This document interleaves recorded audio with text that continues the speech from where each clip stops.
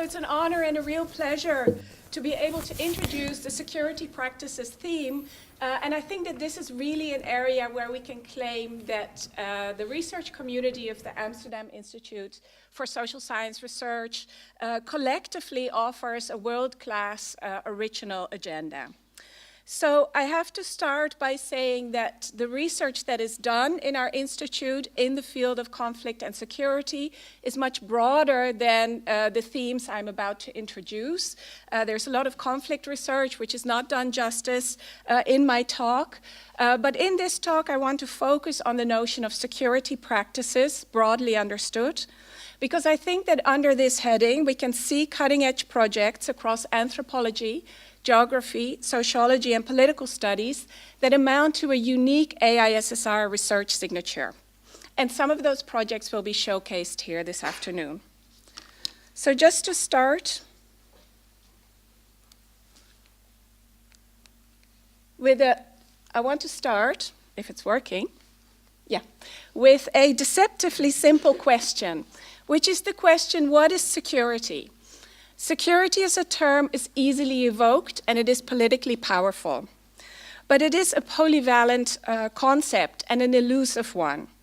So I want to suggest at least 4 meanings of the idea of security. First, security has often traditionally been understood as an objective state of being, defined as the situation of being free from danger.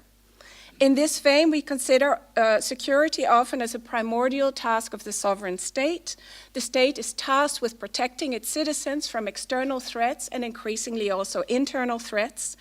And security, thus understood, can also refer to the military apparatus of the state that's being built up with the goal of securing.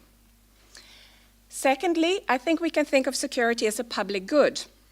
Profound political contestation takes place over the provision of this public good. We start seeing multiple actors and interest groups in the pursuit of security. And we start also seeing other definitions. For example, the understanding of social security comes into focus if we think about security as a public good. Third, an increasingly popular and important notion is that of security as a discursive process. This discursive process is most often referred to as securitization, and this approach emphasizes that threats and dangers never exist objectively. Threats and dangers and risks always have to be mediated in political discourse and in media speech. Security, according to the well-known Copenhagen school, is a speech act. It is to declare something, and that could in principle be anything, as an existential danger, which has the power to set in motion the possibility of circumventing the normal political order. Fourth, I'd like to suggest that we can think about security as a practice. This is the notion that I will seek to develop in the next 15 minutes. A guiding question for me is, what do actors do when they do security? What is being done in the name of security? So thinking of security as a practice, I suggest, shifts the terrain of research to novel sites with novel methods and innovative conceptualizations. It brings into focus new spaces, actors, and activities that are easily overlooked in more traditional definitions of security. So in order to develop this conceptualization, I'd like to continue with the question, what are practices? So clearly there is not one shared definition in the literature, and there is not one shared definition in the work of the researchers whose films you're about to watch. It's also an important concept where we have a vibrant scholarly community in the policy sciences who write on the notion of practices. But I want to suggest some elements common to how we normally think about practices. First, practices are understood to consist of patterned social interactions. Practices are the routine, mundane ways in which we go about our lives. They entail a routinized type of behavior. These routine ways, however, depend upon complex socializations and substantial resources of background knowledge. This is the depoliticized domain of protocols and manuals rather than the highly visible moment of the Security Speech Act. A practice perspective seeks to bring this background knowledge and professional protocols to the surface, subjecting them to critical analysis. Secondly, unpacking this background knowledge includes a critical attentiveness to the technical and calculative devices that make daily practices possible. Much of what we do every day, especially in the name of security, depends upon invisible technical infrastructures. Technical devices may be quite simple, including the uniforms and badges worn by the private security guards that you're about to see in one of the films. But they also may be infinitely complex and profoundly unknowable. For example, the algorithmic devices that Twitter uses to detect terrorist content on their servers, in the example which I'm about to discuss, if I have enough time. Third, practices are embodied. They do not exist in the abstract. They are continually made and remade through everyday encounters. They're made up of local context and situated experience. Fourth, I think it's important to move beyond the emphasis on the routine and the mundane, so often emphasized in practice theory. Practices are not simply in the background or unreflexive. In the domain of security, they involve complex decisions, judgment calls about using force, about removing, excluding, forbidding, apprehending, or expelling. I think it's useful to draw on Boltanski and Thévenot's idea of situated judgment to capture and analyze the operations professionals perform when rendering judgment. How do professionals classify a novel case within existing policy templates or orders of worth? So in sum, a practice perspective involves studying what Foucault has called the how of power. My suggestion is not just that we see new things when we see things from a practice perspective. My suggestion is also that this perspective shifts the research gaze to novel sites. So we come to my, yes. Novel sites. Security is everywhere where people and technologies claim to be doing things in the name of security. So this first involves moving away from the traditional focus on state actors and sovereign decisions that has dominated security research for far too long. It brings into focus the many sites where people and devices act in the name of security. From local actors, municipalities, street coaches, school principals, and neighborhood watches, as in the film with Nanka Verloo that you're about to see. It brings into focus security beyond the state. Rivka Jaffe's project, for example, shows that private companies and security guards work in complex relation to the state. There's competition and outsourcing here, but there is also cooperation and mutual reinforcement. And if the state remains important, and there is no question in security research that it does, it changes appearance. The state is thought of no longer to be a coherent unit or sovereign actor, but an assemblage with many different components and sub-authorities. A practice perspective unpacks the state and brings into focus its components, its local sites, its moving parts. But security practices are not purely local. They are also transnational. In fact, this offers a perspective on the intersection between the local and the global. In her project, Marlies Glazius analyzes the manifold ways in which authoritarian regimes control populations abroad. These involve novel modes of power through electronic monitoring and social pressures. Here we may understand power not simply as resource, but also as reach. So to sum up, what does a focus on practices bring into perspective? And let me say again, I'm not speaking on behalf of all researchers here, but I'm trying to suggest a number of ways where I think the practice perspective really adds something. And I would like to suggest 3 core features. First, through a practice perspective, we see the world at the intersection between the universal and the particular. This is evident, for example, in Nanka Verloo's film, where she connects the local practice of what she calls securing squares with the broad theme of urban social life. It is also evident in Rivka Jaffe's project, which documents the localized work of private security guards and vigilantes to examine broad issues of changing sovereignty and citizenship.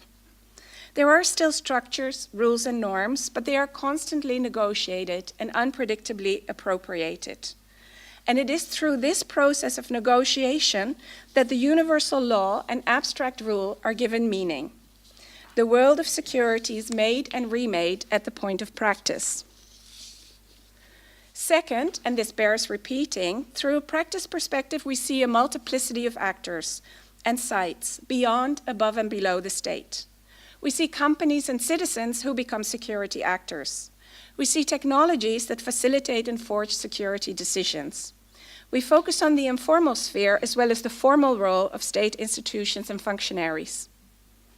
Third, and I have to credit Annemarie Moll's work on health practices for this point, we see a multiplicity of effects that cannot be measured in terms of effectiveness.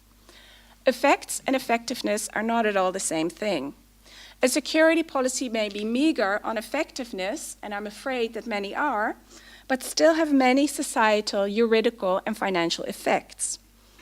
And I think this is illustrated very well in the film with Barak Kalir that you're about to see, who shows that state deportation regimes can have important effects that exceed their formal policy objectives. In fact, the formal policy objective of removing migrants who have been declared illegal may not even be the most important effect of deportation regimes. So how do we study security practices? And I want to underscore that studying security practices requires innovative and challenging methodologies. To know practice, we have to observe and immerse ourselves in the professional life worlds of the security practitioners who we are trying to understand. We need to learn to unpack the technologies, protocols, and algorithms that structure daily professional security practice.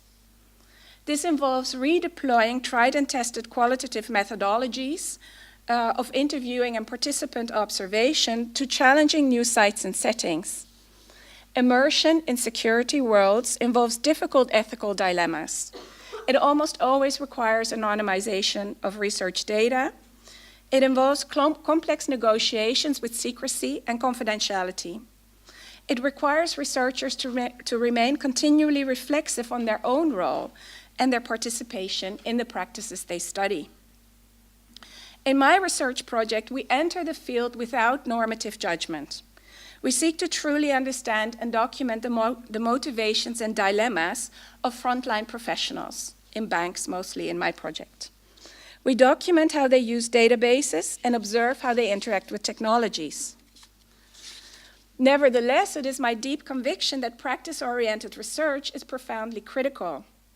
Its detailed attention to the situated and the everyday is a way of what Foucault would have called the making strange of received knowledge and normalities.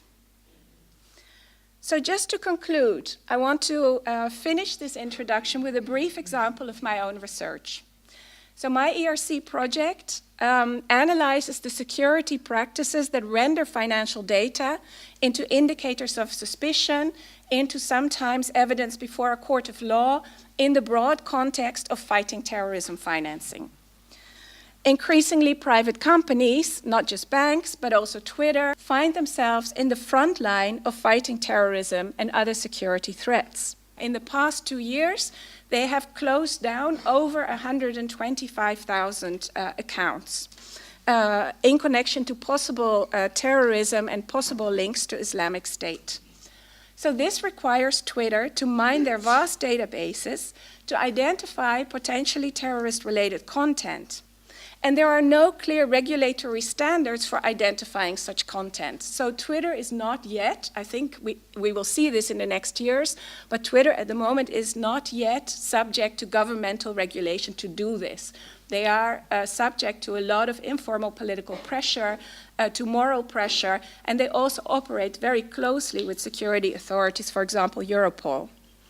But it's their decision. So in this sense, I think that Twitter takes private security decisions that circumscribe the political domain and the public space for democratic engagement, if at least you see Twitter as part of our public political space, which I tend to do. So how are Twitter's decisions to take stuff offline executed? How are they made? How do these decisions involve routine knowledge and algorithmic data mining? Twitter itself has emphasized, I quote, "There is no magic algorithm for identifying terrorist content on the internet. So global online platforms are forced to make challenging judgment calls based on very limited information and guidance, end of quote. That is from their own press release. A practice perspective can observe and analyze how such judgments operate. In my project, I'm interested in the practices and protocols guiding such security decisions of private companies. We seek to map the architectures of data exchange between public and private institutions, and we retrace the composition of such security decisions. We also raise questions concerning the visibility and accountability of such private security decisions and their opportunity for redress. So this is just a brief glance of what we're trying to do in my project. In the films that follow, you will see a lot more from examples of projects that have progressed much further than mine. We're just starting. Just to conclude, I want to repeat how excited I am to be able to introduce these projects that you're about to see in these short films. And I wish everyone very fruitful discussions this afternoon. Thank you.